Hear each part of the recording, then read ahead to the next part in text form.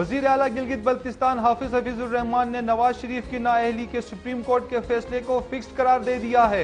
मजीद तफसीलात से आपको आगाह करते चलें। वजीर आला हाफिज हफीजुर रहमान ने अपने एक बयान में कहा है कि सुप्रीम कोर्ट की तरफ से नवाज शरीफ की नाअहली का फैसला हकाइक को पसे पुश डालकर किया गया है। उन्होंने कहा कि फैसले में अवाम की उमंगों और मुकदमे के असल महरिकात को नजरअंदाज किया गया। उन्होंने कहा कि आइन के आर्टिकल 62 के तहत दीगर करप्ट सियासतदानों के खिलाफ भी कार्रवाइयां अमल में लाई जाएं। इस मौके पर उन्होंने साबिक सदर परवेज मुशर्रफ को कड़ी तनकीद का निशाना बनाते हुए कहा कि मुशर्रफ ने आइन की खिलाफ वर्जी करके अपने असासे बनाए। मुशर्रफ हुकूमती अहदा छोड़ने के बाद 44 अरब रुपए के मालिक बन गए थे। इसके खिलाफ भी तहकीकात की जाएं। वजीर आला गिलगित बल्तिस्तान ने इंकशाफ किया कि पानामा केस की तहकीकात करने वाली JIT में परवेज मुशर्रफ और PTI के अरकान शामिल थे। उन्होंने नवाज शरीफ के फैसले के दौरान जजिस की फैमिलीज की अदालत में मौजूदगी पर भी सवाल उठाया। हाफिज हफीजुर रहमान ने कहा कि इससे कबल किसी भी वजीर आजम के खिलाफ कोई भी फैसला आने पर जजिस की फैमिलीज की तरफ से तालियां नहीं बजाई गईं। वजीर आला गिलगित बल्तिस्तान की इस प्रेस कॉन्फ्रेंस के बाद नई सियासी बहस छिड़ गई है, जबकि अपोजिशन जमातों की तरफ से वजीर आला को इस प्रेस कॉन्फ्रेंस के बाद कड़ी तनकीद का निशाना बनाया जा रहा है। अपोजिशन जमातों का कहना है कि हाफिज हफीजुर रहमान ने अपनी प्रेस कॉन्फ्रेंस के दौरान अदालती कार्रवाई को निशाना बनाया है, जो कि तौहीन अदालत के जिम्मे में आता है। जी नाज़रीन, इसी खबर के मुतालिक बात करने के लिए हमारे साथ टेलीफोनिक लाइन पे मौजूद हैं वजीर आला गिलगित बल्तिस्तान हाफिज हफीजुर रहमान। अस्सलाम वालेकुम हाफिज हफीजुर रहमान साहब। जी वालेकुम अस्सलाम। सबसे पहले तो आपको खुशामदीद अहवाल गिलगित बल्तिस्तान में। और मैं आपसे एक पहला अपना सवाल करना चाहूँगा, और मेरा आपसे सवाल ये है कि आपने नवाज शरीफ की नाअहली के सुप्रीम कोर्ट के फैसले को फिक्स करार दिया है। आपके इस बयान पर अपोजिशन जमातें सीख पा हो गई हैं और उन्होंने आपके इस बयान को तौहीन अदालत करार दिया है और इस बयान के खिलाफ अदालत जाने का फैसला किया है। अगर अपोजिशन की तरफ से कोई पिटीशन दायर की जाती है तो आपका आइंदा लाए अमल क्या होगा? देखें, पहले भी पिटीशनें हुई हैं और हम अवाम में रहने वाले लोग हैं। हम ना पिटीशनों से डरते हैं, ना ऐसी पिटीशन से कोई हमें खौफ है। अल्हम्दुलिल्लाह मैंने हमेशा अवामी सियासत की है और जो हक सच की बात की है। मैंने यही कहा हुआ था और मैं आज भी अपने बयान पे कायम हूँ कि पाकिस्तान के आईन के ऊपर हल्फ किया हुआ है हमारे जो जुडिशरी के मोहतरम जज साहिबान हैं। हम इस कानून और आइन को प्रोटेक्ट करेंगे। उसी आइन के अंदर लिखा हुआ है कि पाकिस्तान के वजीर आजम हो या आम आदमी हो, उन सबको फेयर ट्रायल देना है और राइट टू अपील देना है।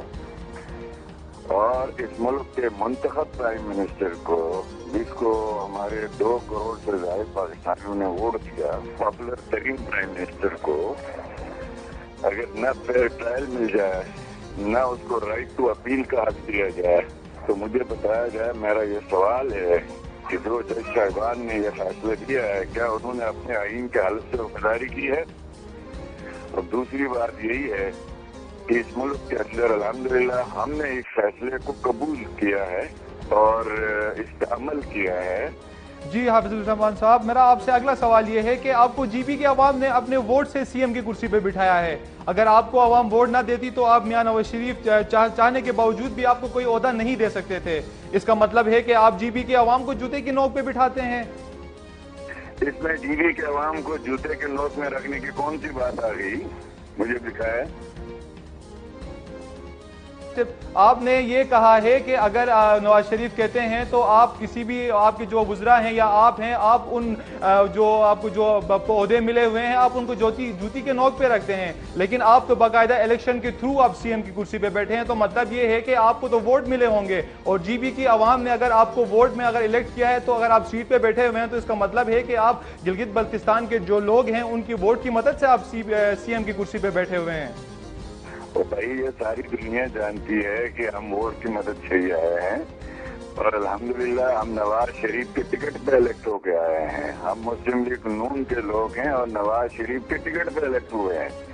और हमारे जितने MNA हैं, जितने मेंबर हैं, लोगों ने वोट मुझे नहीं दिया, नवाज शरीफ को दिया है। आपको मालूम होना चाहिए। और जब नवाज शरीफ को दिया है, देखें हम वो लोग नहीं है। इस मुल्क में एक शख्स की जब नौकरी को बरतरफ किया जाता है तो पूरे मुल्क पे जो कब्जा किया जाता है। اور آج ایک ملک کے پرائم منسٹر کو اس طریقے سے ڈسکوالیفائی کیا جاتا ہے تو ہم اپنے جذبات کا اظہار نہ کریں. جتنی نواز شریف نے گلگت بلتستان کی خدمت کی ہے نا، دوسری حکومتوں کی نسلیں بھی مل جائے تو اتنی نہیں کر سکتی ہیں. ایک ڈکٹیٹر 10 سال دے کے چلا گیا، کیا دیا گلگت بلتستان میں؟ کرفیو، فساد اور انتہا پسندی کے علاوہ. 5 سال ایک پارٹی گزر گئی، کیا دیا گلگت بلتستان کو لاشوں کے علاوہ؟ آج نواز شریف ہی گلگت بلتستان کی تعمیر و ترقی کر رہا ہے، اس کے نمائندے وہاں تعمیر و ترقی کر رہے ہیں. آج مجھے بتائیں 2 سال جی میں بالکل. اب اگلا سوال میرا آپ سے ہے کہ جی بی کے جو بنیادی آئینی حقوق کی جو پٹیشن ہے وہ 15 سال سے سپریم کورٹ میں التوا کا شکار ہے. آپ نے کسی کی طرف سے اس پٹیشن پر اثر انداز ہونے کا اشارہ دیا ہے. کیا آپ بتا سکتے ہیں کہ وہ کون سے محرکات ہیں جو اس آئینی پٹیشن کے التوا کا باعث بن رہے ہیں؟ بھائی وہ کسی اور موضوع پہ آپ سے بات کر لیں گے، اور یہ آج آپ نے کہا اس موضوع پہ بات ہوگی. اور الحمدللہ گلگت بلتستان کے عوام کے حقوق کی جنگ بھی ہم لڑ رہے ہیں، اور صرف آپ کے اخباروں اور چیٹوں میں بیٹھ کے ہم نہیں لڑ رہے ہیں، ہم الحمدللہ ایوانوں میں لڑ رہے ہیں. سیام صاحب آپ نے ایک بات اور بھی کی تھی کہ جو سی پیک کے جو بانی ہیں وہ محمد نواز شریف ہیں، جبکہ سی پیک کا آغاز تو پرویز مشرف کے دور میں شروع ہوا تھا. آپ کس کیپیسٹی میں یہ کہہ رہے ہیں کہ نواز شریف اس کے بانی تھے؟ جب تو میں نے جو ہے وہ ڈکٹیٹر کے زمانے میں سیاست شروع کی ہے. میں کبھی جو ہے وہ پیسوں کے خاطر، اپنے مراد کے خاطر اسلام آباد کی ہوائیں دیکھ کے اپنا رخ بدلنے والا آدمی نہیں ہوں. ایک شخص جو جنرل مشرف ہے، جس کو میں جنرل کہتے ہوئے مجھے شرم آتی ہے، آج وہ ملک سے بھاگا ہوا ہے. وہ سب سے پہلے عدالت کا شکریہ ادا کرتا ہے، مطالبہ کرتا ہے لوگوں کو جو ہے وہ ای سی ایل میں ڈالو. خود ای سی ایل سے بھاگا ہوا ہے، یہاں پہ بیماری کا بہانہ کر کے. ایک سرکاری ملازم اور اس کے اکاؤنٹ میں 44 ارب روپیہ اس نے ٹی وی میں آ کے خود اقرار کیا ہے کہ میں نے جو ہے وہ سعودیوں نے مجھے جو ہے وہ $1 بلین دیا ہے ذاتی طور پہ. حافظ صاحب میرا آپ سے اگلا سوال یہ ہے کہ آپ نے اپنی پریس کانفرنس میں انکشاف کیا تھا کہ پاناما جے آئی ٹی میں مشرف اور پی ٹی آئی کے ممبران تھے اور انہوں نے یک طرفہ تحقیقات کی. آپ ان جے آئی ٹی ممبران کا نام بتا سکتے ہیں؟ دیکھیں، ایک تو عامر رسول صاحب تھے، دوسرے وہ بلال صاحب ہیں. ایک کی بیوی جو ہے وہ کاف لیگ کی جو ہے وہ ایم پی اے رہی ہے مشرف کے زمانے میں، اور دوسرے کی بیوی جو ہے عمران خان صاحب کی ٹکٹ پہ الیکشن لڑی ہے. ٹھیک ہے جی، اس سے بڑا ثبوت یہ تو ہم نے سپریم کورٹ میں کام ہوا ہے. ہماری سپریم کورٹ آف پاکستان میں پٹیشن گئی تھی، آپ یہی بھی تو دیکھ لیں. اور پھر یہ کہا جاتا ہے عبد الرحمان بات کرتا ہے سی پیک کا. آپ نے سی پیک کا بھی پوچھنا تھا، یہی پوچھ رہے تھے. جی جی بالکل، ہم آپ سے یہی کہ نام پوچھے تھے کہ وہ کون سے ممبران تھے. 2 ممبران ہیں، دنیا جانتی ہے بھائی. آج کے اخبارات پڑھ لیں، انہوں نے یہ ثابت کیا، انہوں نے جو ڈاکومنٹ لائے ہیں وہ سارے جعلی ڈاکومنٹ ہی ہیں. ایک ملک کے پرائم منسٹر کے خلاف آپ فیصلہ کرنے جا رہے ہیں. ہماری تو توقع تھی اپنے معزز عدالت سے کہ وہ فیئر ٹرائل دے گی جو آئین نے دیا ہے.